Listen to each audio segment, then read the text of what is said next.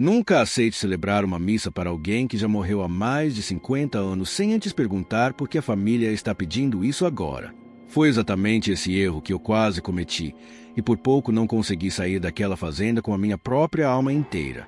Eu sou o Dom, e antes de contar o que aconteceu naquela casa, coloca o fone de ouvido, deixa o vídeo rodando até o final, porque o que vem depois muda tudo que você pensa que sabe sobre promessas antigas. Tudo começou com um bilhete. Um rapaz da roça trouxe até a sacristia um papel dobrado 4 vezes, suado, como se ele tivesse carregado aquilo por quilômetros com medo de que alguém tirasse de sua mão. O pedido era simples na aparência, uma bênção para uma capela abandonada dentro de uma propriedade chamada Fazenda do Sossego. Os 2 irmãos donos do lugar queriam, nas palavras deles, pacificar o terreno antes de dividir a herança entre si. Eu já tinha ouvido esse tipo de pedido antes. Família brigando por terra, um padre chamado para abençoar tudo e fingir que aquilo resolve o problema. Não dei muita importância. Guardei o bilhete na batina e segui minha rotina normal naquele dia. Só que à noite, antes de dormir, resolvi procurar o registro da capela no arquivo da paróquia. E foi ali que a minha calma acabou. O arquivo da igreja não é aquele lugar bonito que as pessoas imaginam, com letras douradas e páginas perfeitas. É papel mofado, comido nas bordas, com nomes raspados à lâmina porque alguém não queria que certas coisas fossem lembradas. Encontrei o registro da capela numa página quase destruída pelo tempo. E no rodapé, escrito à mão, numa letra apertada, tinha uma frase que ainda hoje eu consigo repetir de cor. O que foi prometido no escuro não se paga com vela. Exige o primeiro que nascer. Fiquei olhando para aquela frase um bom tempo. Não sabia ainda o que significava, mas alguma coisa dentro de mim disse que eu não devia ir sozinho até aquele lugar. Fui mesmo assim. Padre não escolhe as visitas que recebe, só escolhe se vai atender ou não. E eu escolhi atender. A estrada até a Fazenda do Sossego parecia morrer aos poucos conforme a gente avançava. No começo tinha mato verde, pássaro cantando, o barulho normal do interior. Depois de um tempo, o verde foi sumindo, os galhos das árvores foram ficando secos e tortos, quase como se estivesse se encolhendo, como quem não quer ser visto. O motorista que me levou até lá, um homem simples da região, não quis passar o portão de entrada. Ele desceu, tirou minha mala do carro, olhou para o céu limpo, sem nenhuma nuvem, e falou uma frase que eu não esqueço até hoje. Padre, se o sino tocar antes da hora da missa, não vá até a capela sozinho. Eu ri por dentro. Pensei que fosse só superstição de interior. Hoje eu sei que não era. Cheguei na casa grande, no topo de uma subida de terra batida. Era uma construção imponente, dessas que ainda impõem respeito só de olhar, mas tinha um peso estranho no ar, como se aquelas paredes guardassem alguma coisa que estava, aos poucos, apodrecendo por dentro. Na varanda, 2 homens me esperavam, gêmeos, Amâncio e Aureliano. Mesmo tendo o mesmo rosto, o mesmo sangue, pareciam 2 estranhos morando debaixo do mesmo teto por pura obrigação. Amâncio era o irmão dos papéis. Terno bem passado, fala mansa, olhar frio, calculista, do tipo que mede cada palavra antes de soltar. Aureliano era o oposto completo. Mão calejada, cheiro de curral, olhos que desviavam o tempo todo, como um homem que passou a vida inteira esperando uma facada nas costas. A briga entre os 2 não era só sobre terra ou sobre gado. Cada um, na primeira conversa, tentou me convencer de que o outro tinha mexido nos registros de nascimento da família. Os 2 queriam que eu, um padre, decidisse quem era o filho mais velho de verdade. Porque sobre o primeiro filho, dizia a lenda da família, recaía uma responsabilidade que nenhum dos 2 tinha coragem de falar em voz alta. Na primeira noite, me levaram até a capela. O chão era de terra batida. O altar de pedra tinha manchas escuras que o tempo nunca conseguiu apagar por completo. Lá em cima, preso numa estrutura de madeira velha, tinha um sino de ferro, sem corda, sem badalo funcional, parado há décadas, segundo me disseram. Mesmo assim, ao caminhar pelo corredor central daquela capela vazia, senti uma vibração estranha no ar, tipo um zumbido baixo, como se um enxame de insetos estivesse escondido em algum lugar que eu não conseguia enxergar. Do lado de fora, no curral da fazenda, os animais não pastavam, não descansavam. Ficavam parados, virados na direção da capela, como se estivessem esperando alguma ordem que só eles conseguiam ouvir. Fui até a beira de um açude seco que existia perto da propriedade e vi marcas fundas na terra rachada. Pequenos objetos antigos começavam a aparecer na lama seca, botões de metal, fivelas enferrujadas, pedaços de ferramenta que pareciam ter décadas. Era como se a terra estivesse, aos poucos, devolvendo tudo que um dia foi enterrado às pressas. Antes de sair da capela naquela primeira noite, Amâncio me chamou para o escritório da casa. Mostrou papéis, mapas da propriedade, uma pilha de documentos que, segundo ele, provavam que Aureliano tinha nascido depois dele. A letra tremia um pouco na hora de assinar. Eu perguntei, direto, por que aquilo importava tanto para alguém que já tinha metade da fazenda garantida por lei. Ele só respondeu que certas coisas da família não têm nada a ver com lei, e desviou o olhar quando eu tentei insistir.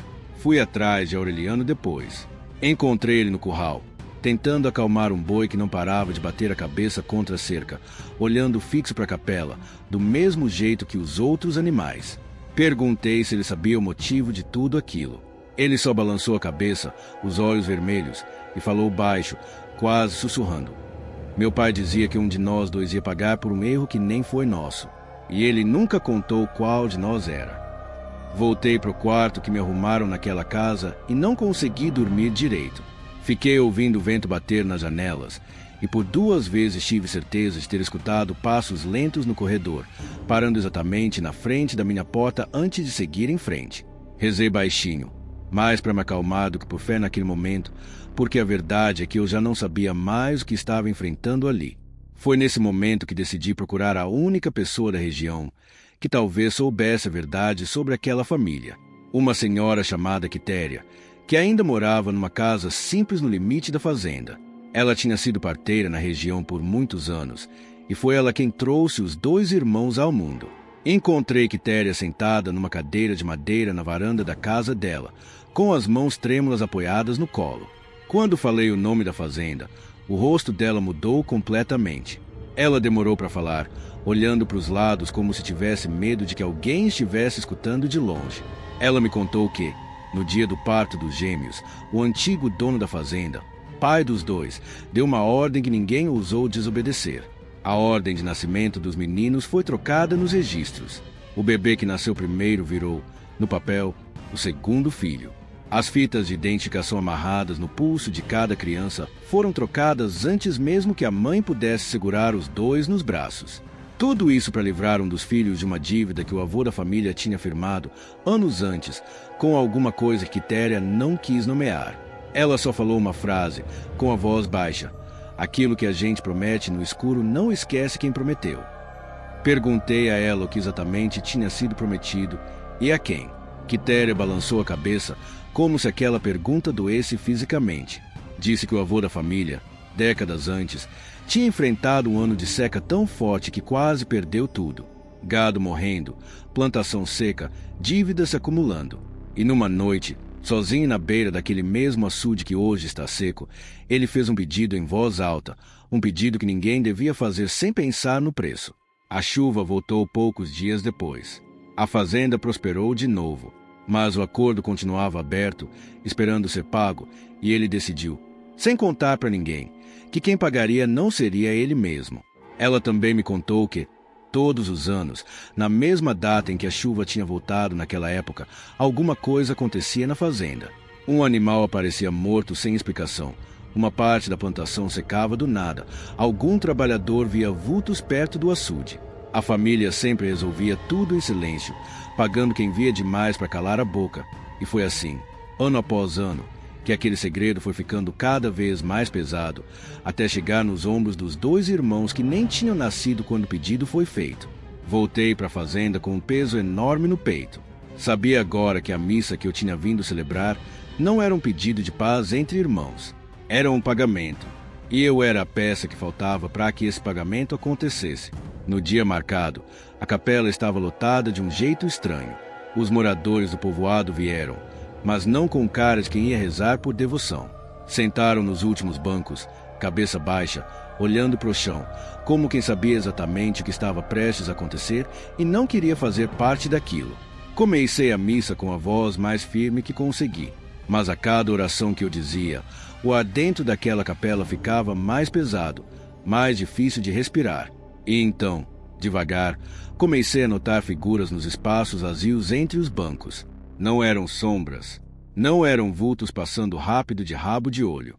Pareciam pessoas de verdade, vestidas com roupas de outra época, cobertas de poeira, com o rosto marcado pelo cansaço de quem espera muito tempo por alguma coisa que nunca chega.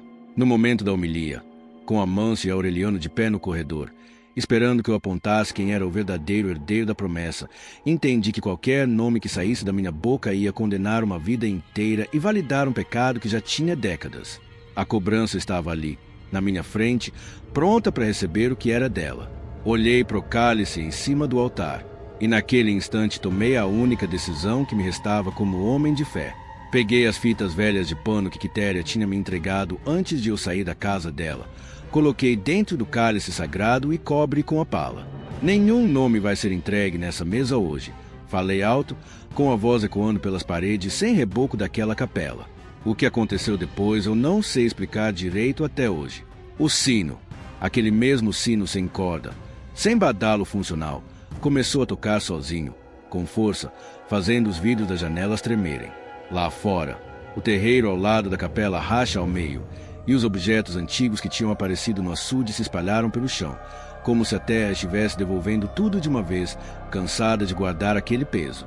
Os irmãos caíram de joelhos, não em oração, mas esmagados pelo peso que passaram a vida inteira tentando esconder. A missa não terminou do jeito tradicional. Abençoei o povo às pressas, peguei minhas coisas, saí daquela fazenda antes do sol se pôr completamente. Nunca mais voltei para lá. Anos se passaram. Os dois irmãos envelheceram isolados, cada um do seu jeito, e a fazenda foi perdendo aos poucos a pouca força que ainda tinha.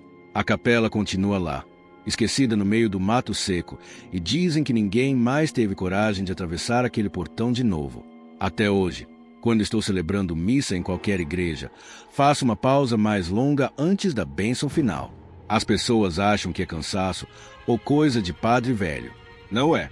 É o medo de que, num desses dias, eu olhe para os bancos do fundo e vejo um daqueles fiéis sem nome, esperando que eu termine a oração que deixei pela metade naquela tarde na Fazenda do Sossego.